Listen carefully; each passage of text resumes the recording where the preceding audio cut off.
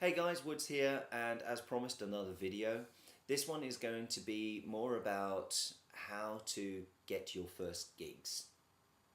I recently watched a video from Jonathan, and he gave some very good advice, and I would just like to add my 2 cents to it, put that into the mix, and give you something else to chew over. The only advice I can give really is don't just jump in.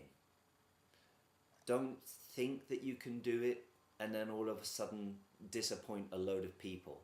There are many DJs out on the market that think they can do this job, but when they then get into the situation, it then all goes wrong.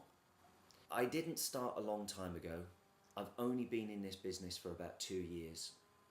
And in those 2 years, the first year, and this is 2 years since I've actually been professionally doing DJing, so I actually started 3 years ago. And 3 years ago, I actually shadowed another mobile DJ for about a year, just over a year. And from there, I gleaned so much information about what songs to play, how to deal with drunk clients, how to deal with requests, make sure that they get played as soon as possibly can. We also learned how to program in the evening. I also learned how to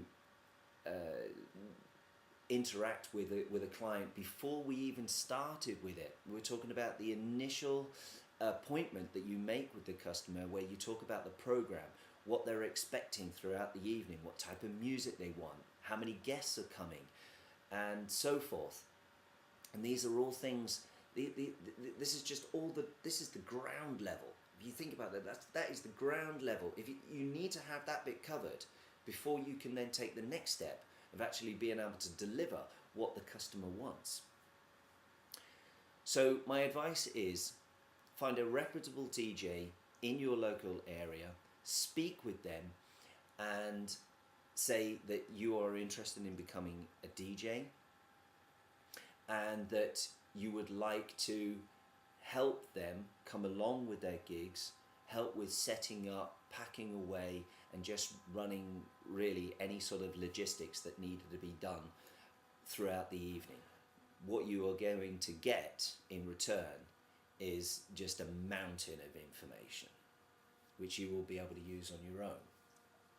Now, the follow-on effect from this is eventually, if you've got it up here to be a DJ and to run a business, because it's two different things really.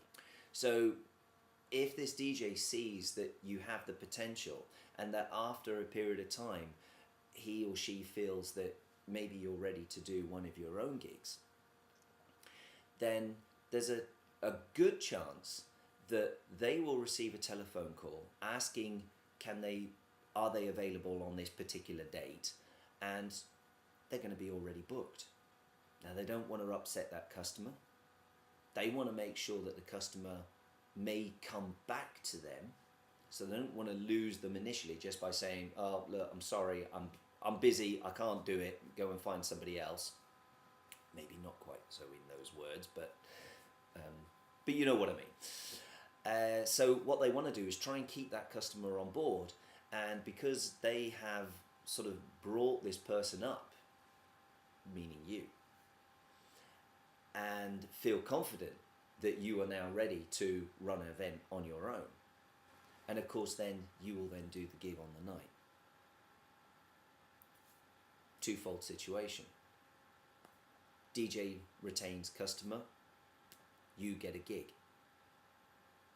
And if you do a good job, then that customer will then probably come back to you. There will be guests at that gig who liked what you've done, asked for a business card, and so the business will grow. And we have to remember that yes, we're all out here to earn money, but it is about the client. It is about creating a wonderful atmosphere on the evening. but it's also making sure that we're not treading on other people's toes as well.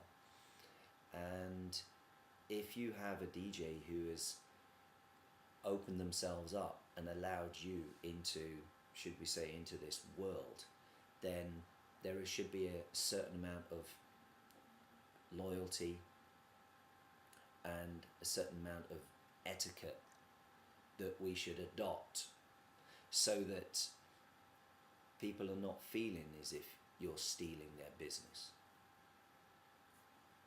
The relationship that I have with the DJ that I learned from is that now I'm in a position where I am now getting double booked. And I now phone him up and ask him, is he available? So he does some of my gigs and I do some of his gigs. And roughly throughout the year, it sort of evens out. But what we really both understand about anything that we do for anybody else's business, should we say, is that we know that we can send another DJ along and everything's going to be fine. And that's really the most important bit of all of this. So just quickly to round up, don't try and jump in at the deep end. Shadow another DJ for a period of time till when they believe you are ready to do your own gigs, or when you really feel that you're ready to get your own gigs. Respect the person who has given you that information for free. And finally, don't do or don't try to do anything that you're not capable of doing, because it will end in disaster. Anyway, enough for me, and we'll catch you next time. Yeah? Take care. Bye-bye.